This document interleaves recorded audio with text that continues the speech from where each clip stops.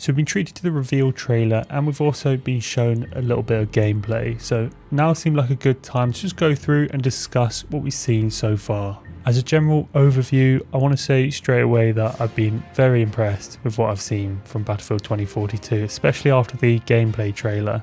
Really liked what they put out there. I think they've made a lot of really good decisions, which we can go through in a bit more detail. So there is quite a lot to get through, so I'm just going to get stuck in and start with the maps and the environment. What I appreciate from what we've seen of the maps so far is the variation that we've got between maps. They've given us plenty of different environments. We've got some grassland, we've got snowy environments, desert environments, and also urban and kind of sea/island warfare. So I really always appreciate when there's a variation in the environments that you get. I think the ones that have caught my eye the most are Breakaway, which is the massive snow map where you've got that Damavan Peak moment where you're jumping off the tool station in the mountains, and also Renewal, where you've got the massive walls separating the man-made agricultural green section from the kind of arid desert on the other side. Those two look great. All the maps look pretty interesting in my opinion.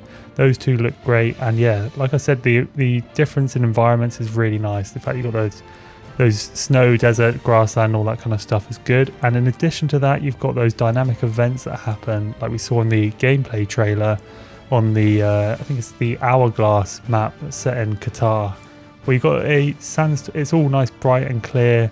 And then a sandstorm comes in and it gets way more dark, and it just changes the feel of the map. I'm sure it changes the way you play the game as well. I imagine when it gets the sand coming in, it's a bit more close quarters, a bit harder to do long range sniping and things like that. So in addition to the fact that they're in base environments that are different, you've also got dynamic events that happen in those base environments that change them even further. So the variation I think is really good. I always appreciate that. And we've also got things like the tornado that comes in. I think it's part of the lore that the climate's changed at 2042. You've got more of these extreme weather incidents, and one of them that we've seen from a lot of the trailers is the tornado, which I'm assuming is a randomly inserted event. And I think what it could do, which would be really nice, is just kind of in a similar way that artillery does, bombing runs do in Hell Let Loose, it just breaks stalemates. So if you've got someone that's in a very good like chopper or something, a very good aircraft that's dominating a particular area,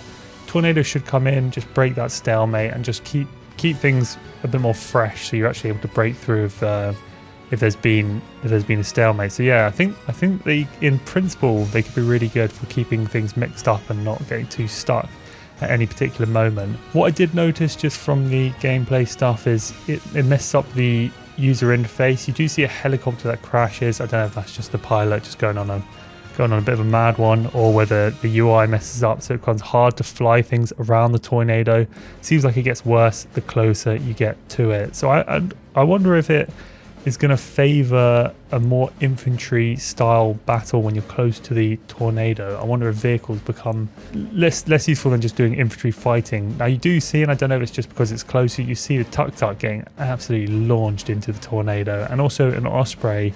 Whereas the infantry, maybe, I don't know if it's just because they're a little bit further away from it, they're not getting sucked in at quite the same kind of aggressiveness. So I don't know if, I'm just trying to wonder whether that tornado stuff is trying to focus on infantry more than vehicles, just kind of gets rid of the vehicles. Don't know as well if the vehicles survive when you do see that Osprey get sucked in. It's got no passenger. It would be pretty cool if you're in the tornado and you're able to pilot it and as it's spinning around. So yeah, I don't know if it's going to do damage to vehicles or anything like that. But yeah, it'll be interesting to see. I think it's good for breaking up certain stalemates and just keeping things a bit more fresh. Now moving on to the setting that they chose for the game, it's near future 2042. I think that was the perfect setting for them to pick. The weapons seem to be more kind of modern, present day kind of weapons. Haven't seen anything too futuristic on the weapon front. The HUD I think looks great. That's more futuristic. That's kind of that clean, like bluey. It's got that futuristic look, which I think looks really nice, really neat and clean. So I'm glad they were able to do that with the setting that they chose. It also gives them creative freedom with maps, as we've seen from Renewal, where you've got that split with the wall and you've got the grassland on one side and desert on the other. it kind of makes that more believable. Obviously you don't have that in the present day, so if you set it slightly in the future, you can imagine that that could be the case. And you don't have to stick, if it was modern day only, you don't have to stick to accurate representations of certain areas. You're able to have a bit more creative freedom, and they can just create some cool stuff with that. Like, once again, they can do that with, it gives them a bit of wiggle room with weapons and vehicles. They can make some tinkers here and there. We've already seen some futuristic looking vehicles, nothing too crazy, but just like the Osprey doesn't have any props. I'm pretty sure the Osprey in real life's got props, right? It's just got jet engines in this one, and you also got that ground vehicle, a couple of ground vehicles that look futuristic, like the M1 Abrams looks like a futuristic kind of version of it. So yeah, I think it was the setting they chose was bang on, really good for them to do that. It gives them a bit of creative freedom, goes back to kind of that modern era of weapons and stuff like that, which people really wanted, whilst letting them do tweaks and things like that. Right, so moving on to the gameplay, and one thing I noticed straight away, as I'm sure you guys did, is there are a lot of vehicles. And I don't know if that's just because they were trying to create these cinematic scenes for a trailer and just trying to pile all these vehicles in a particular area. But my suspicion is it's going to be a heavily vehicle focused game. Not saying that infantry is going to be underpowered. What I noticed was that loads of the different specialists have rocket launchers in kind of the not their fourth. Which one is it? There's kind of a primary specialist slot, and then the two after that, one of them seems like it's a grenade, and the other one seems like I've seen it change. And multiple specialists in the second to last slot have got a rocket launcher selected. So I think it's going to be rocket launchers galore. Hopefully they're not too powerful against other infantry, otherwise that can make for some messy gameplay. But I think they just want to make it so that if there's a lot of vehicles in there and you're playing as an infantry, you're not going to feel like you're useless. I think you'll be able to do a lot of damage to vehicles, and it's going to stop solo vehicles roaming into anywhere, just trying to do their own thing. You're going to have to work as a team with vehicles. You can't just charge in there. Otherwise, you're going to get taken out by all these people with rocket launchers. There was also an emphasis, in my opinion, of fun over realism, and this is kind of on the quality of life front as opposed to, like the physics system. I thought the physics system was very realistic. It looked solid, extremely good. But yeah, the quality of life, emphasis on fun over realism. I think things like the plus system, when you change your weapon on the fly, there's no kind of animation for that. And although it would be nice to see an animation, obviously pretty cool if you're whatever changes they're doing, if you could see them do that in a kind of animation.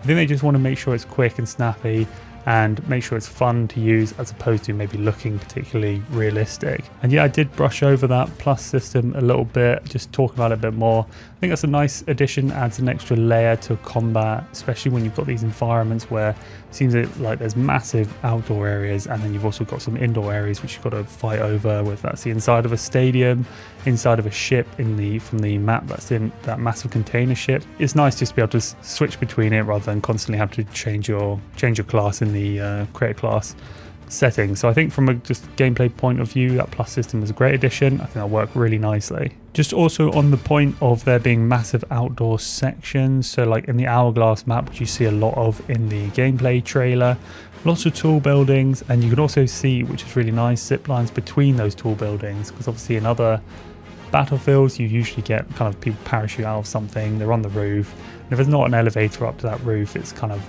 it's just a sniper's dream area, and it's not too much you can do about it.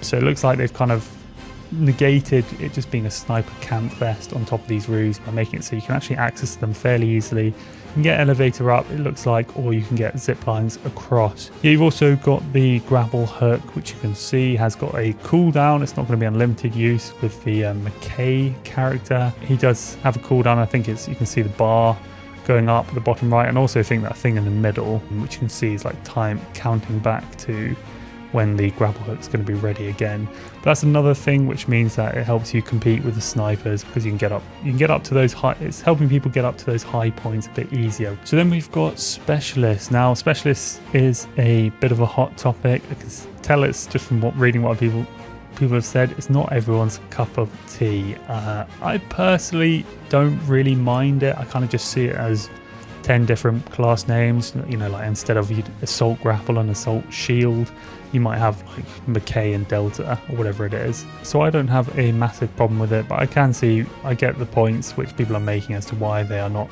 keen on it. I do get it. But it will be interesting to see how squads line up with different specialists. It looks like there's going to be squads of 4 players. That's what it looks like on first glance. And it also does look like you will be able to revive squad mates even if you're not the Maria Falk character who's kind of the medic. You can see a clip in the gameplay trailer where you've got revive symbol above a downed squad mate. I don't know whether you'll be able to revive other teammates or only people in your squad. Maria Falk does have the revive gun and can just shoot people with a dart from far away, and also to revive them, and also revive people to full health. Now the last thing, I'm going to just want to wrap this up. I want to hopefully keep it fairly concise. I do ramble on a bit, apologies for that. But the last thing is that I really do like the voice audio that I've seen so far. I hope that stays in. I hope that's not just like I'm sure it will be an actual game, but I hope there's not too much that was just effects added for trailer's sake. Yeah, on the whole, really excited about it. I'm looking forward to the next reveal, which I think is sometime in July 22nd potentially, where we're going to get more info. But yeah, it's not disappointing so far. Everything, the hype. I was kind of keeping my hopes in check just in case. Didn't want to be disappointed. So I was keeping my hopes in check, and from what I've seen so far, especially from the gameplay trailer, really like how it looks. I really like the setting a little bit in the future. I think that's perfect. We're just going to have to see a bit more of the gameplay, see how it plays out. Hopefully there's nothing that's too imbalanced or anything like that. So yeah. Anyway, I'm going to wrap this one up here, guys. I hope you did enjoy it. If you did, make sure you leave a like and also think about subscribing. Cheers, guys.